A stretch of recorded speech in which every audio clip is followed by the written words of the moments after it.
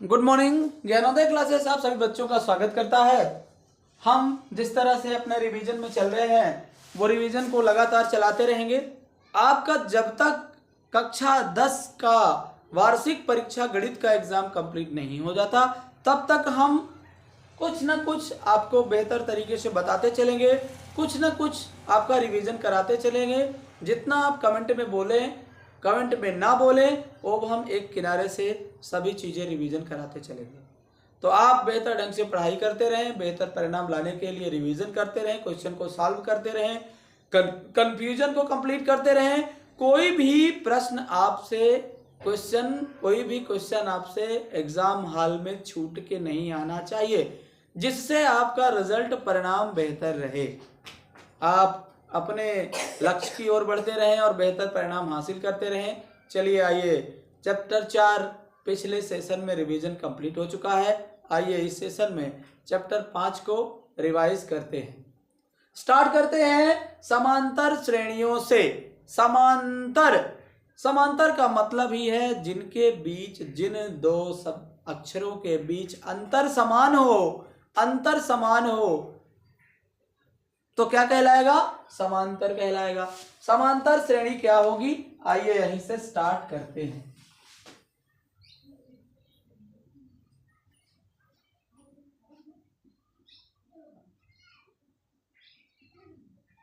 यह है समांतर श्रेणियां। अब इसको हम क्या कहते हैं? अरिथमेटिक प्रोग्रेशन, और शॉर्ट में कहते हैं एपी। अब हम इसको परमानेंट एपी ही कहते आ रहे हैं। तो समांतर श्रेणियां को कहते हैं अरिथमेटिक प्रोग्रेशन, यानी कि समांतर श्रेणी हम लोग कहते हैं। अब चलिए, समांतर श्रेणी को होता क्या है? समांतर श्रेणी में होता है प्रथम पद, पहला पद होगा, प्रथम पद होगा ए, इसको फर्स्ट टर्म कहते हैं। डी कहते हैं सर्वांतर, इसी को कहते हैं समान अंतर या डिफरेंट कहते हैं। एन होते हैं पदों की संख्या होती है, ये पदों की संख्या, कितने पद हैं इसमें, और ए एन डी इतने ही होते हैं। और एन होता है क्या? एन होता है एनवा पद होता है, एनवा पद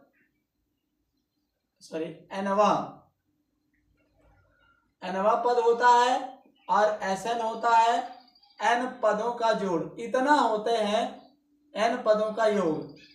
एसएन जो होता है एन पदों का योग, इतने पद हमारे पास होते हैं। बेहतर परिणाम लाने के लिए हम अपने हिसाब से, अपने बुद्धि आईक्यू के हिसाब से चलते हैं। और अपनी बुद्धि तो सबके पास है, ये जानते हैं, आईक्यू पावर भी सबके पास है। हमें उसको बेहतर एक्सरसाइज कराने की जरूरत। जितना माइंड आपका एक्सरसाइज करेगा, जितना माइंड आपका चलेगा, उतना ही आप सॉल्व कर पाएंगे। तो चलिए आगे क्वेश्चन में हम देखते हैं। अब श्रेणी देख लेते हैं। यदि हमारे पास सर्वप्रथम ए पद है तो हम सर्वांतर जोड़ेंगे तो ए प्लस डी हो जाएगा, फिर उतना ही अंतर जोड़ेंगे तो ए प्लस 2डी हो जाएगा, उतना ही अंतर जोड़ेंगे तो ए प्लस 3डी हो जाएगा, उतना ही अंतर जोड़ेंगे तो ए प्लस 4डी हो जाएगा। और ये आगे परमानेंटली चलता रहेगा। और ये आगे प्लस नहीं है, ये परमानेंट आप में चलता रहेगा। ऐसे ही इधर है, लेफ्ट साइड में क्या रहेगा? ए माइनस डी हो जाएगा, ए माइनस 2डी हो जाएगा, ए माइनस 3डी हो जाएगा, और ए माइनस 4डी हो जाएगा। और ये परमानेंट आगे चलता ही रहेगा। तो ये हो जाएगी समांतर श्रेणी। अंतर जिसमें समान हो, अंतर समान होगा तो समांतर श्रेणी कहलाएगी। अब चलिए, आपके एग्जाम में जो आने लायक है वही चीजें मैं फोकस कर रहा हूं, वन लाइनर के द्वारा सभी चीजें फोकस कर रहा हूं। इसलिए आप कोशिश ये करें कि बेहतर ढंग से पढ़ें। ये पहला पद है, यदि हम कहें पहला पद A1 है, ये A2 है, ये 3 है, ये 4 है, ये 5 है।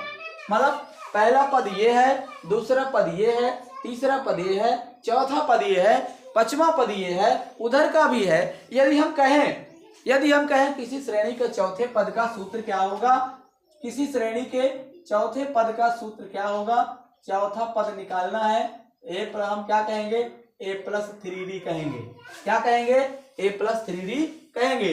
यदि हम चौथा पद निकालना चाहें तो ए प्लस 3d कहेंगे।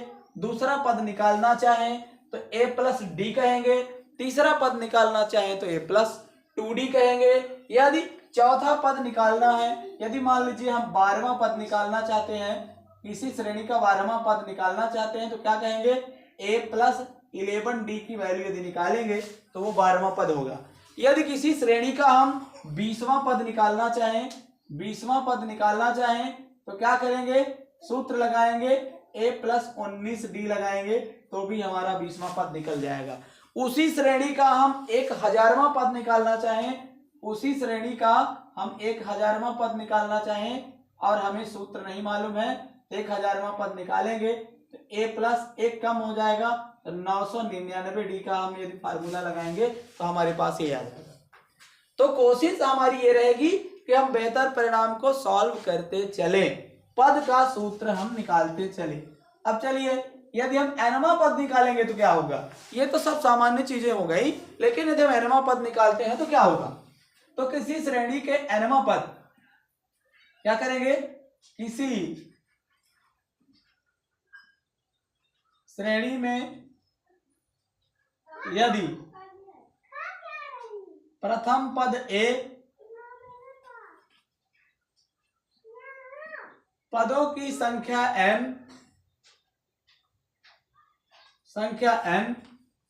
सार्वंतर d हो, पदों की संख्या n हो, सार्वंतर d हो, क्या हो, पदों की संख्या n हो, सार्वंतर d हो तो nवां पद हो जाएगा। एपी का nवां पद, इसको भी कह सकते हैं कि एपी का nवां पद, चाहे कह दें कि nवां पद, तो हो जाएगा an equal to a plus n-1 into d हो जाएगा, ये हो जाएगा। अब हम यदि कहें कि हम n पदों का योग निकालना चाहते हैं, फार्मूले ही हैं, फार्मूले आप बेहतर ढंग से समझते रहें। n पदों का योग निकालना चाहें, एपी के n पदों का योग निकालना चाहें, एपी के n पदों का योग निकालना चाहें तो हो जाएगा n equal to n/2 2a plus n-1 into d हो जाएगा। यदि हम और निकालना चाहें Sn तो हो जाएगा n/2, टर्म के अकॉर्डिंग हम क्या करते हैं, जो हमारे क्वेश्चन में दिया रहेगा उसी को हम कहते हैं first and last term a plus L. और एक और है फार्मूला Sn का, एक और फार्मूला है, चाहे हम ये कह दें, चाहे कह दें a प्लस an कह दें, ये फार्मूला है। तो इस तरह से हम समांतर श्रेणी के n पदों का योग भी ज्ञात कर सकते हैं, है ना। ये भी है, पहला नंबर Sn का फार्मूला, दूसरा नंबर Sn का फार्मूला, तीसरा नंबर Sn का फार्मूला। तो हमारे पास जितना है हम बेहतर परिणाम ला सकते हैं और बेहतर परिणामों को समझ सकते हैं। चलिए आइए कुछ क्वेश्चन को हम सॉल्व करते हैं, इनके माध्यम से हमारे पास 1 लाइनर इतने हो गए हैं कि कोई समस्या नहीं होनी चाहिए। चलिए कुछ क्वेश्चन को हम सॉल्व करते हैं। चलिए कुछ 1 लाइनर क्वेश्चन हम देख लेते हैं। हमने कुछ बिल्कुल सेलेक्टेड क्वेश्चन जो पिछले साल में आए हैं और जो कुछ महत्वपूर्ण इंपॉर्टेंट क्वेश्चन हैं जो आए हैं और आने लायक भी हैं, उनको मैंने सेलेक्ट किया 4-6 क्वेश्चन, उस पर मैं विश्लेषण करता हूं और कोशिश करिएगा कि बेहतर ढंग से करिएगा। लिखा हुआ है किसी समांतर श्रेणी का सार्वंतर हो सकता है, तो कैसा हो सकता है, धनात्मक हो सकता है, ऋणात्मक भी हो सकता है और सार्वंतर शून्य भी हो सकता है। इतनी कंडीशन हो सकती है, धनात्मक हो सकता है, ऋणात्मक हो सकता है और शून्य हो सकता है। अब देखिए 2 4 6 8 का 10वां पद बोला है, तो पहले तो हम प्रथम पद लिखेंगे। इसमें प्रथम पद क्या हो जाएगा, प्रथम पद a इक्वल टू कितना है, 2 है पहला पद। सार्वंतर क्या मतलब होता है, सार्वंतर का मतलब होता है d, सब में अंतर समान, तो 2 2 का अंतर है तो d हो जाएगा। आप देख लिए धनात्मक आया है सार्वंतर।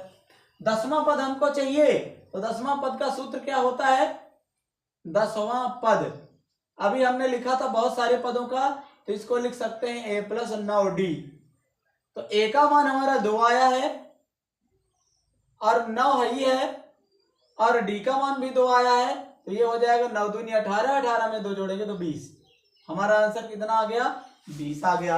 अब चलिए अगला देख लेते हैं, इनका सार्वंतर देखना है। तो सार्वंतर का मतलब यही है कि आगे पद में पीछे वाले को घटाना है, नेक्स्ट टर्म में एक तो पहले वाले को घटाना है, तो 3 बार चेक करेंगे। तो एक बार इसको भी देख लेते हैं, अंतर जो सब में हो वही सार्वंतर कहलाएगा। तो ये क्या है? ये हो जाएगा a1, ये a2 हो जाएगा, ये a3 हो जाएगा, ये a4 हो जाएगा।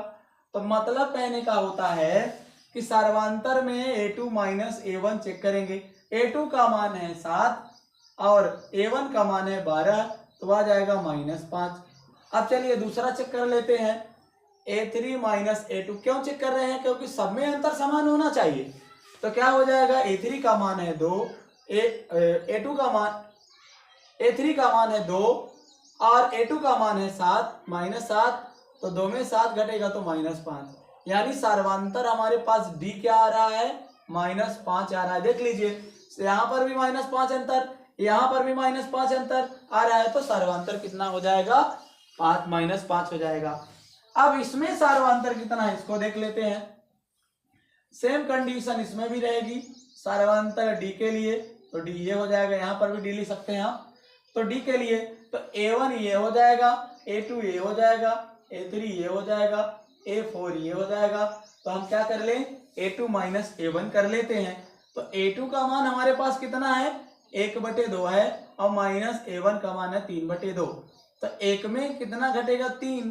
तो 1 में 3 घटेगा तो कितना आ जाएगा? एलसीएम तो 2 ही आएगा और हर समान है तो अंश जुड़ेगा घटेगा, बाकी हर से कोई मतलब ही नहीं है। हर समान है तो एलसीएम वही आ जाएगा, है ना। तो 1 में 3 घटेगा तो -2 आएगा, तो 2 में 2 कट जाएगा तो 1 यहाँ आ जाएगा, मतलब -1 इसमें आ गया। दूसरा वाला फिर घटाते हैं, -1 मतलब a3 माइनस a2 कर लेते हैं। तो a3 का मान है -1/2। अब a2 का मान है कितना? अब माइनस रहता है बीच में, a2 का मान है माइनस हो जाएगा 1/2 ही हो जाएगा, 1/2। अब हम एलसीएम लेंगे तो क्या हो जाएगा? 2 हो जाएगा।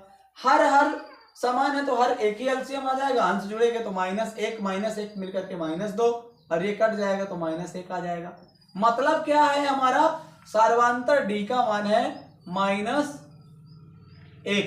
कितना है? -1 है। इस तरह से हमारा क्वेश्चन ये हो जाएगा, सार्वंतर d का मान -1 हो जाएगा। अब आप बेहतर ढंग से देखते रहें, समझते रहें। अब चलिए हम क्या कर लेते हैं, क्या कह रहा है 5 नंबर में कह रहा है यदि प्रथम पद ए हो, सार्वंतर d है, तो n पद क्या होगा? अभी जस्ट हम लोगों ने लिखा है, अभी जस्ट हम लोगों ने n पद का सूत्र लिखा था, वही n पद का सूत्र क्या है? ये है a + n - 1 × d है। यही हमारा आंसर हो जाएगा। AP का 5, 10, 15 का 10वां पद क्या है? तो पहले हम प्रथम पद ए लिखेंगे। a का मान कितना है? 5 है और d कितना है? सब में अंतर 5 में 5 जोड़े हैं, 10, 10 में 5 जोड़े हैं, मतलब कितना है? 5 का अंतर है d।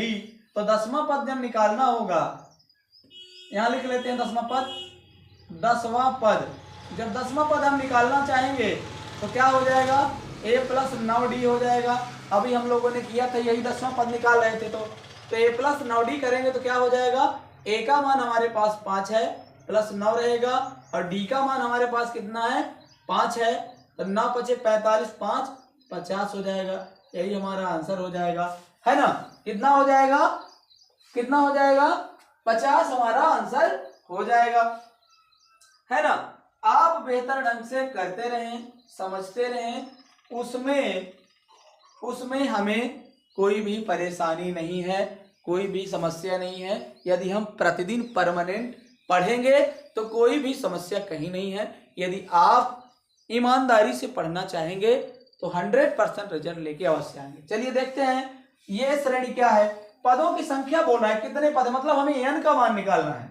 पदों की संख्या मतलब n का मान निकालना है। तो हम क्या करेंगे? प्रथम पद हमारा ये हो जाएगा, a की वैल्यू क्या दी हुई है? 7 दी हुई है। d की वैल्यू कितनी हो जाएगी? 13 में 7 घटाएंगे तो 6, 19 में 13 घटाएंगे तो 6, मतलब d की वैल्यू हमारे पास सार्वंतर कितना हो जाएगा? 6 हो जाएगा। है ना।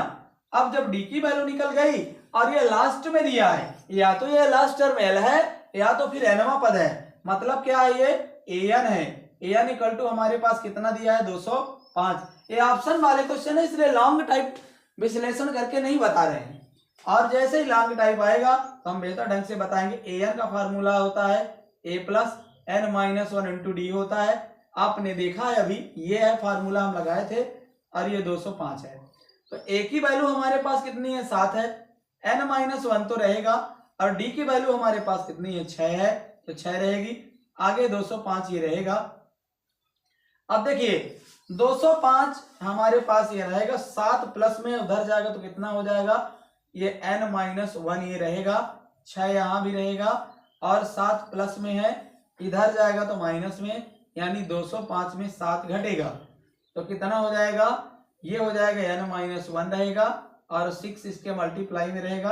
205 में 7 घटाएंगे तो 5 तो घट जाएगा, 200 में 2 और घटाना है तो 198 बच जाएगा, और क्या हो जाएगा एन माइनस वन जो हमारे पास है तो रहा आएगा, यहाँ इसको ब्रैकेट में नहीं लगाते हैं क्योंकि अब 6 तो इधर चला आएगा, एन माइनस वन यहाँ रहेगा, इसके बाद 6 गुणा में है तो भाग में चला जाएगा, 6 तरीक 18 होता है, 6 तिहाई 18 होगा, एक बच जाएगा तो यहाँ 18 हो जाएगा, तो 6 तिहाई 18 हो जाएगा, इतना हमारा 33 आ जाएगा। मतलब n माइनस वन की वैल्यू हमारे पास कितनी आ गई, 33 आ गई।